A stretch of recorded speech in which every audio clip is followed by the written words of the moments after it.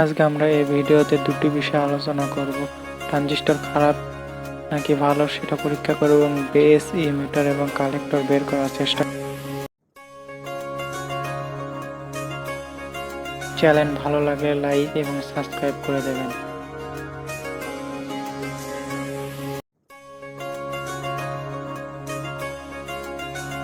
Base থেকে emitter এবং কালেক্টরে কোনো না কোনো পয়েন্ট উঠবেই, তাকে বেস হিসেবে চিহ্নিত করা হবে।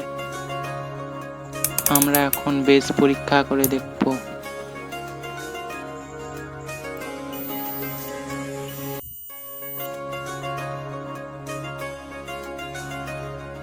খাতাতে অঙ্কন করে আপনাদেরকে বেস, ইমিটার এবং কালেক্টর দেখানোর চেষ্টা করছি।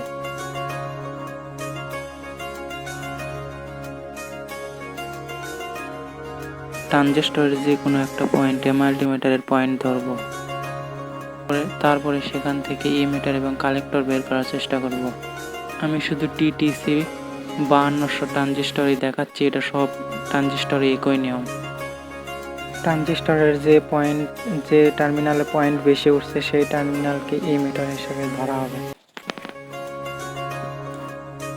এখানে মাঝের টার্মিনালে 500 এবং ডান পাশের টার্মিনালে 506 উঠেছে, তাই ডান পাশের টার্মিনালটি ইমিটার, মাঝখানের টার্মিনালটি কানেক্টর। যদি ট্রানজিস্টরের কোনো টার্মিনালে কোনো পয়েন্ট না আসে তাহলে ধরে নিতে হবে যে ট্রানজিস্টরটি নষ্ট। ট্রানজিস্টরটি নষ্ট হওয়ার প্রধান কারণ ট্রানজিস্টর শর্ট হয়। এই ট্রানজিস্টরটি ভালো আছে কারণ এখানে পয়েন্ট উঠছে। পয়েন্টগুলো খাতায় রেখে বিষয়টি ভালোভাবে বোঝানোর জন্য খাতায় লিখছি। এখানে বেস লিখলাম, তারপরে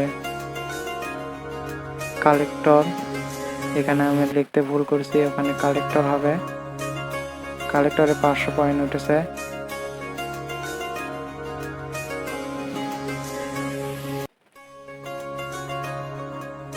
এবং ইমিটারে 506।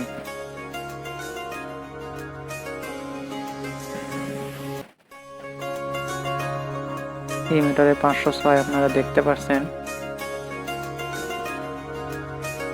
সুতরাং যেখানে পয়েন্ট বেশি থাকবে সেটাই ইমিটার হিসেবে ধরা হবে।